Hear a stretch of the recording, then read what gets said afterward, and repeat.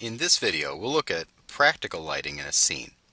The practical lights on a set are the actual light fixtures. Making the lights look like they're on is important. Even though the lighting may be different, you may have three-point lighting on a character and practical lights illuminating the environment. We need to make it look like the lights are lighting correctly. I'll take my scene here, the interior lobby, and instead of a daylight scene, I'll make it into an interior or night-lit scene. I've installed some can lights up on the ceiling. I've decided in this case I want even light in pools softly on the floor and washes on the wall. Maybe in later scenes we'll see some chandeliers. These are my practical lights, and these vary. There may be practical lights as chandeliers, can lights. We may see fluorescent. We may see signs that contribute lighting, all under the name of practical lighting, the actual light fixtures we can see contributing light in the scene. What I'll do with these is, in a top view, get a spotlight in them. I'll switch to a wireframe and go to Create, Lights, Spotlight. My spotlight, which I can scale up or use the locator scale, is over here. I'll get it aligned with one of the light fixtures. First, I'll work on the practical lights for the ones I see in the camera. I'll pick this light fixture and choose from the hotbox, Modify, Align tool. In the Align tool, here in a perspective view, I'll center the light on the fixture. Centering, and spinning over here to find it, and choosing Center again. Sometimes with the Align tool you have to move around a bit for it to really show up correctly.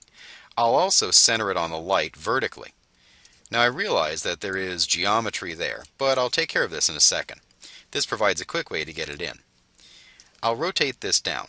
I'll turn on my discrete rotate to help with that, pressing and holding E and turning on discrete rotate, left clicking in the view and holding to pull up the marking menu for rotation. Now I'll rotate this down 90 degrees and I'll move it down under the geometry. We can see I've put in a light bulb object here in case we happen to look up enough to see it. I'll make this light self-illuminating when I deal with materials. For this light, I want to make sure I match the spread of the light with the fixture and the distance of the fixture away from the surface. In this case, we're dealing in 12 plus feet here, so this is going to spread out considerably. In the attribute editor on the light, the first thing I look at in lighting when I'm dealing with a spot are the cone, penumbra, and drop-off. I'll make my cone pretty big. Here's a cone of 75. The penumbra is the softness of the diffuse edge, the edge of the light cone as it intersects an object. I'll put that at 7 to test. And then there's a drop-off, the strength of the light from the center out to the edge. I'm going to put my drop-off at 3 and see how it looks. These values come somewhat from experience, and, well, you've got to start somewhere. I'll go and I'll test in my camera.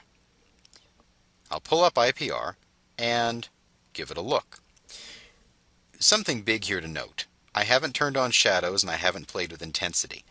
I want to look at the shape of the light first. Looks like the penumbra could be a little bit softer. I'll put this in at 12. Pretty good. Now I'll turn on the rest of the lights. I'll take this light and clone it to the next fixture. What I may want to do for this light as an option before I clone it is, under Mental Ray, use it as an area light. This is optional. What this does is use the scale of the light as the emission area for that. In this case it's huge. I'll take it and scale it down. This light should be about 6 inches across to match the bulb size. And I can choose under area light the type of light. I'll pick a disc.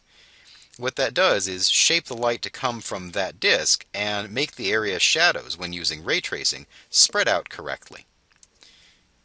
Good. Now I'm ready to copy it. I'll press Shift D and then V for snap, and I'll snap this light onto the next fixture. I'll clone the rest of these lights out and test render and see how it looks. I've cloned the lights, 6 per structural bay and 4 bays total. As we can see here, the floor is, well, on fire. It's blown out completely. I want to avoid this, but I'll deal with it in just a sec.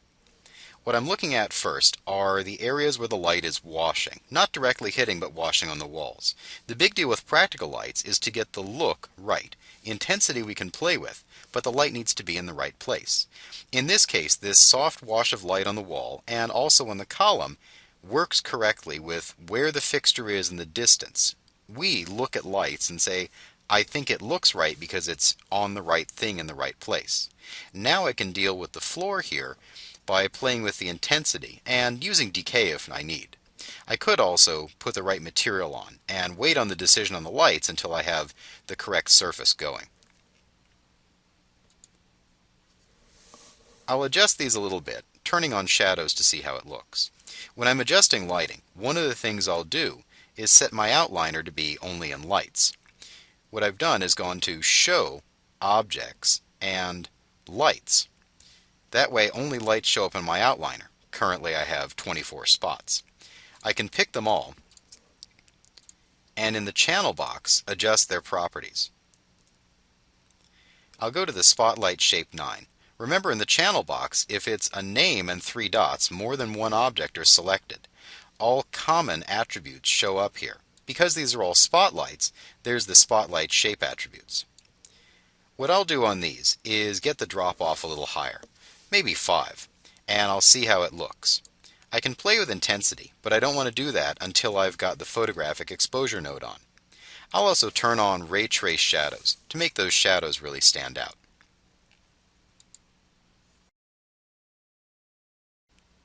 In the render we can see I'm on the right track. I've got distinct pools of light under each group of fixtures, washes on the wall, and the eco's here in shadow. My next camera, which comes over here to show him pointing out the window, will reveal them very nicely. The lighting looks correct. It looks like the light from the sources is showing up in the right places and falling off properly. We're very forgiving about brightness as long as the look is correct.